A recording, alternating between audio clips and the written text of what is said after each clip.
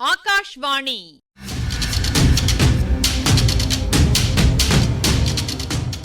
பொன்னியின் செல்வங்கள் வாசிப்பும் ஆய்வும். வாசிப்பவர் ராமசுவாமி சுதர்சன் அவர்கள். மகாராஜாதிராஜ ராஜகம்பீர ராஜமார்த்தாண்ட ராஜகுலோத்துங்க ராஜகுலதிலக ஈரேழு 14 லோகத்தின் அதிபதி பாரா.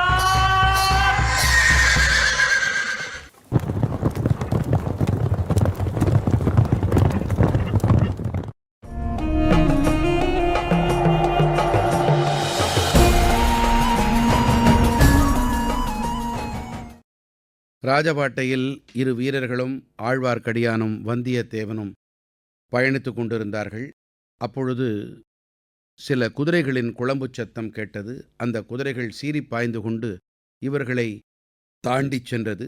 திடீரென்று ஒரு குரல் கேட்டது.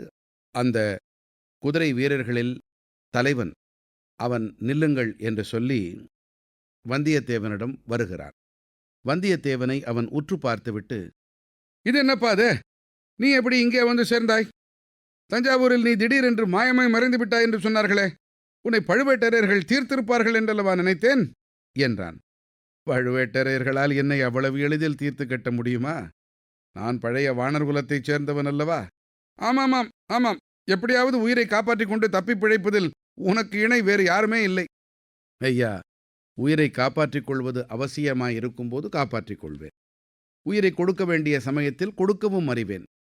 அப்படி நான் சாவதாயிருந்தால் தங்களைப் போன்ற பழைய பல்லவகுல தோன்றலுடன் சண்டையிட்டு சாவேனே தவிர கேவலம் பழுவேட்டரையர்களின் கையினால் சாவேனா என்று சொல்லிக்கொண்டே வந்தியத்தேவன் உரையிலிருந்து வாளை உருவினான். சஜ, உன்னோடு என்னை சண்டை போட சொல்லுகிறாயா? அதுவும் இந்த தூர தேசத்திலே வந்து? வேண்டாம் தம்பி, வேண்டாம். எனக்கு அவசர வேலை இருக்கிறது. உன்னிடம் இளவரசர் ஒப்புவித்த காரியம் என்னாயிற்று? செய்து முடித்து விட்டேன் ஐயா. சக்கரவர்த்தியிடம் கொடுக்கும்படி பணித்த ஓலையை சக்கரவர்த்தியிடம் கொடுத்தேன். இளைய பிராட்டியிடம் கொடுக்கச் சொன்ன ஓலையை அவரிடம் கொடுத்தேன். இங்கே எதற்காக வந்தாய்? இலங்கையை பார்க்க வேண்டும் என்ற ஆசை எனக்கு வெகு நாளாக இருந்தது.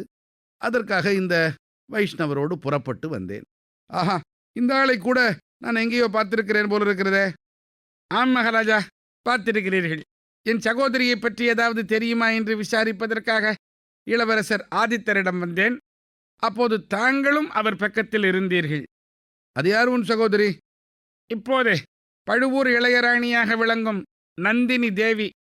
ஆஹா, அந்த விஷப்பாம்பினால் நாட்டுக்கும் நேர்ந்திருக்கும் தீங்குகளை எல்லாம் நினைத்தால் அவளுடைய அண்ணனாயிருப்பதற்காக உன்னை கழுவில் ஏற்ற வேண்டும். மகாராஜா, ஒரு நாள் நான் கழுவில் ஏறி சாவதாகவே சபதம் செய்து கொண்டிருக்கிறேன். அன்றைக்கு தாங்களே வந்து தங்கள் கையினாலேயே இந்த திருக்கைங்கரியத்தை செய்துவிட்டால் உன்னை கழுவில் தூக்கில் போட என்னால் முடியுமா? அதற்கு 100 ஆள் வேண்டும். இருக்கட்டும், நீங்கள் வருகிற வழியில் இளவரசரை பற்றி ஏதாவது செய்தி கேள்விப்பட்டீர்களா? அனுராதபுரத்துக்கு அவர் வந்துவிட்டாரா தெரியுமா என்று பார்த்திபேந்திரன் கேட்டான். அதை பற்றியெல்லாம் எங்களுக்கு என்ன தெரியும் மகாராஜா? நாங்கள் காட்டு வழியில் வந்தோம். காட்டில் ஒரு மதையானை என்னை துரத்தி கொண்டு வந்தது. அப்போது பாருங்கள்.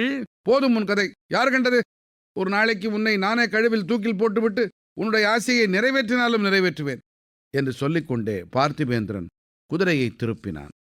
ஆழ்வார்க்கடியான் பார்த்திபேந்திரனுடன் பேசியபடி அவனுடன் இருந்த ஆட்களையெல்லாம் கூர்ந்து பார்த்து கொண்டிருந்தான். எல்லோரும் குதிரைகளை திருப்பிக் கொண்டு போன பிறகு ஆழ்வார்க்கடியான் வந்தியத்தேவனிடம், தம்பி, அந்த மற்ற 3 ஆட்களையும் பார்த்தாயா? அவர்களில் யாரையாவது உனக்கு முன்னம் தெரியுமா என்று ஆவலோடு கேட்டான். இல்லை, நான் பார்த்ததே இல்லை என்றான் வந்தியத்தேவன். ஆம், நீ பார்த்திருக்க முடியாதுதான். அவர்களில் 2 பேரை நான் பார்த்திருக்கிறேன். திருப்புறம்பயம் பள்ளிப்படையில் நள்ளிரவில் பார்த்தேன். அப்பா, என்ன பயங்கரமான சபதம் எடுத்து கொண்டார்கள் என்று கூறியபோது ஆழ்வார்க்கடியானுடைய உடம்பு முழுவதும் நடுங்கிற்று. அப்படி என்ன பயங்கரமான சபதம் எடுத்துக்கொண்டார்கள்? சோழர்குல பூண்டே இந்த உலகில் இல்லாமல் அழித்து விடுவதாக சபதம் எடுத்து கொண்டார்கள். ஐயோ, இவர்கள் எப்படி நமக்கு முன்னால் இங்கு வந்து சேர்ந்தார்களோ தெரியவில்லை. கெட்டிக்காரர்கள். இந்த முரட்டு பல்லவனை எப்படியோ பிடித்து கொண்டார்கள் பார் என்று சொல்லிவிட்டு ஆழ்வார்க்கடியான் மௌனமானான். வந்தியத்தேவனுக்கு கோடிக்கரையில் அவன் அறிந்த ஒரு விஷயம் நினைவுக்கு வந்தது. அவன் கோடிக்கரை வந்ததற்கு முதல் நாள்தான் 2 பேர் அவசரமாக இலங்கைக்கு போனார்கள் என்றும் பூங்குழலியின் தமையன் அவர்களை படகில் ஏற்றிச் சென்றான் என்றும் கேள்விப்பட்டான் அல்லவா? இவர்களில் அந்த 2 பேரும் இருப்பார்களோ? அப்படியானால் பார்த்திபேந்திரனுக்கும் இவர்களுக்கும் என்ன சம்பந்தம் இருக்க முடியும்? நால்வரும் தம்பள்ளை என்னும் புத்த புண்ணிய க்ஷேத்திரத்தை நெருங்கிக் கொண்டிருந்தார்கள். 2000 ஆண்டுகளுக்கு முன்னால். இந்த கதை நடந்த காலத்துக்கு 1000 ஆண்டுகளுக்கு முன்னால் வலகம்பாஹு என்னும் சிங்கள அரசன் ஒருவன் இருந்தான். அவனுடைய காலத்திலும் தமிழர் படை இலங்கையின் மீது படையெடுத்துச் சென்றது. அப்போது வலகம்பாஹு என்பான் தலைநகரிலிருந்து தப்பி ஓடி தம்பள்ளை என்னும் இடத்திலிருந்த மலைக்குகையில் ஒளிந்து கொண்டிருந்தான். பிறகு அவன் மீண்டும் படை திரட்டிக் கொண்டு சென்று அனுராதபுரத்தை கைப்பற்றினான். அவனுக்கு அபயம் அளித்திருந்த மலைக்குகையை மேலும் குடைந்தெடுத்து கோயிலாக்கினான். புத்தர் பெருமானிடம் தன் நன்றியை தெரிவித்துக் கொள்வதற்காக அந்த குகைக்குள்ளே பெரிதும் சிறிதுமாய் பல புத்தர் சிலைகளை நிர்மாணிக்கச் செய்தான். நூற்றுக்கணக்கான புத்தர் சிலைகளை நிர்மாணித்த சிற்பிகளுக்கு தங்கள் சிற்பத்திறனை முழுதும் காட்டிவிட்டோம் என்ற திருப்தி ஏற்படவில்லை. எனவே ஹிந்து தெய்வங்களின் படிமங்கள் சிலவற்றையும் புத்தர் சிலைகளுக்கு இடையில் நிர்மாணித்து வைத்தார்கள். அந்த அற்புதமான சிற்பக்கலை அதிசயங்களை இன்றைக்கும் தம்பள்ளை என்னும் ஊரில் உள்ள குகைக் கோயிலில் காணலாம். வந்தியத்தேவன் அந்த புண்ணிய ஸ்தலத்துக்குள் பிரவேசித்தபோது ஒரு புது உலகத்துக்குள் வந்துவிட்டதாகவே அவனுக்கு தோன்றியது. புது மலர்களின் நறுமணம் அவனுக்கு மயக்கத்தை அளித்தது. வீதி முனைகளில் தாமரை முட்டுக்களும் செண்பக மலர்களும் குப்பல் குப்பலாக குவிக்கப்பட்டிருந்தன. பக்தர்கள் அந்த மலர்களை வாங்கி அழகிய ஓலைக் கூடைகளில் எடுத்துக்கொண்டு கோயிலை நோக்கிச் சென்றார்கள். ஸ்திரீகளும் புருஷர்களும் அடங்கிய அந்த பக்தர் கூட்டங்கள் தெருக்களை அடைத்து கொண்டு சென்றன. காவித்துணி அணிந்த புத்த சந்நியாசிகளும் அங்கங்கே காணப்பட்டார்கள். சாது சாது என்ற பெருங்கோஷம் பக்தர் கூட்டத்திலிருந்து எழுந்தது. இவையெல்லாம் வந்தியத்தேவனுக்கு மிக்க வியப்பை அளித்தன. ஆழ்வார்க்கடியானை பார்த்து, நாம் யுத்தகேந்திரத்துக்கு வருவதாக எண்ணினோம், இது புத்த க்ஷேத்திரமாக அல்லவா இருக்கிறது என்றான். ஆமப்பா, 1000 வருஷமாக இது பிரசித்தி பெற்ற புத்த க்ஷேத்திரமாயிற்றே என்றான் ஆழ்வார்க்கடியான். ஆனால் இது சோழ சைன்யத்தின் வசத்தில் உள்ளது என்று சொன்னீரே? ஆமாம், இப்போதும் அப்படித்தான் சொல்லுகிறேன். சோழ வீரர்கள் யாரையுமே இங்கு காணோமே. ஊருக்கு வெளியில் படை வீடுகளில் இருக்கிறார்கள். அப்படியே இளவரசருடைய கட்டளை. எந்த இளவரசர்? ஏன், நாம் யாரை தேடிக் கொண்டு வந்திருக்கிறோமோ அந்த இளவரசர் தான். அதை பற்றி உம்மை கேட்க வேண்டும் என்று இருந்தேன். இளவரசரை இங்கே தேடிவிட்டு இல்லை என்று கண்டு பார்த்திபேந்திரன் திரும்பி போய்க் கொண்டிருக்கிறானே, அவரை நாம் இங்கே மறுபடியும் தேடுவதில் என்ன பயன்? அந்த பல்லவன் இல்லை என்று சொன்னதால் நான் நம்பி விடுவேனா? நானே தேடி பார்த்துத்தான் தெரிந்து கொள்வேன். இரண்யன் ஹரி என்ற தெய்வம் இல்லை என்று சொன்னான். அதை பிரகலாதன் நம்பி விட்டானா? ஓஹோ, வீர வைஷ்ணவரே, நம்முடைய நாட்டில் சைவர்களுடன் ஓயாமல் சண்டை பிடித்து கொண்டு வந்தீரே, இங்கே இத்தனை புத்த சந்நியாசிகள் போகிறார்கள், நீர் பாட்டுக்கு சும்மா வருகிறீரே, என்ன காரணம்? எதிரிகள் கூட்டம் அதிகமாயிருப்பதைக் கண்டு பயந்து போய் விட்டீரோ? தம்பி, பயம் என்பது என்ன? அது எப்படி இருக்கும்? கருப்பாய் பூதாகாரமாய் யானை எவ்வளவு பெரிதாக இருக்கும். நீர் பார்த்ததில்லையா?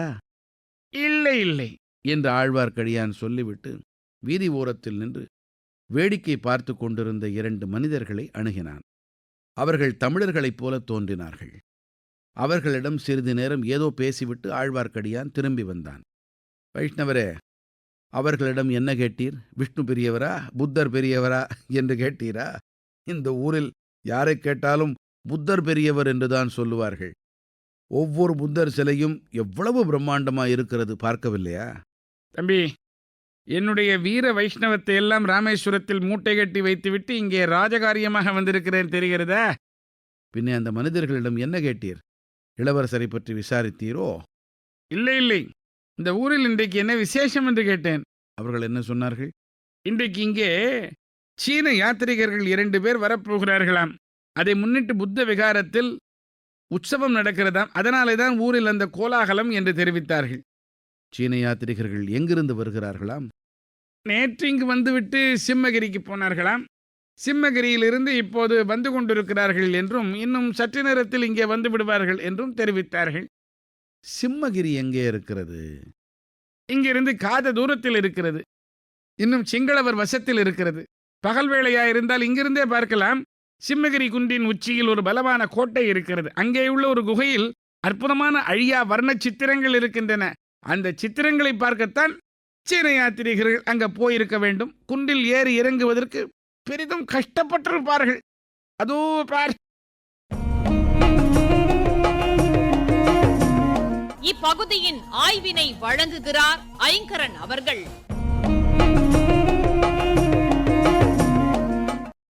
இந்த மாதிரி முக்கியமான காரியத்துக்கு வந்தியத்தேவனை அனுப்ப வேணாம்னு அப்பவே சொன்னேன்.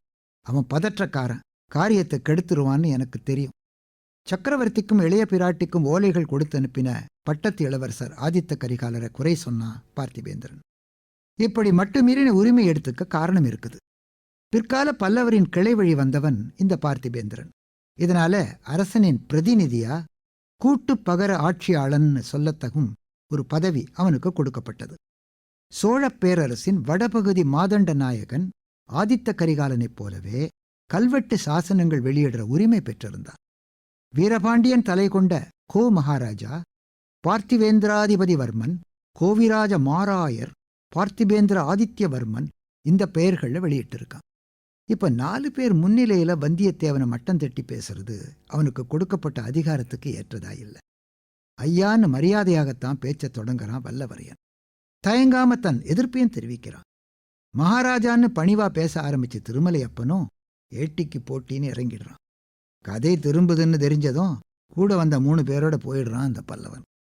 அவன் எதுக்காக இலங்கைக்கு வந்திருக்கா? இதை கேட்டு தன் மதிப்பை குறைச்சிக்க விரும்பல வந்தியத்தேவன். குதிரையில வந்த மற்ற 3 பேரை பத்தி திருமலையப்பனுக்கு பெரிய கவலை வந்துடுச்சு. சிங்கள அரசன் வலகம்பாகுவின் இன்னொரு பேரு வட்டகாமினி அபயா. அடுத்து அரியாசனை ஏற போறது யாரு? இப்படி ஒரு குழப்ப நிலை. பட்டத்து யானை யார் கழுத்துல மாலையை சூட்டுதோ அவரை அரசராய் ஏற்க முடிவு செய்யப்பட்டது. ஒரு ஏழையை தேடி பிடிச்சு மாலையை போட்டுடுச்சு யானை. அவன் விஜயன் வழியில வந்த இளவரசன் தான். அதுவரை வஞ்சகர்கள் கண்ணில படாம மறைஞ்சு வாழ்ந்து வந்தான். வட்டகாமினிங்கிற பெயரோட அரசு ஏற்றவன் அவன்தான். பௌத்த க்ஷேத்திரமான தம்பளைக்கு சீன யாத்திரிகர் 2 பேர் வரப்போறத பத்தி கேள்விப்படுறாங்க திருமலையும் வந்தியத்தேவனும். நம்ம நாட்டுக்கு வந்த சீன யாத்திரிகர்கள்ல ஃபாஹியன், யுவான்ஸ்வாங், இஜிங் இவங்கள்லாம் அரிய வரலாற்று குறிப்புகளை தந்திருக்காங்க. இப்ப தம்பளைக்கு வந்திருக்கிறவங்கள பத்தி அடுத்த பகுதியில் தெரிஞ்சுக்கலாமா?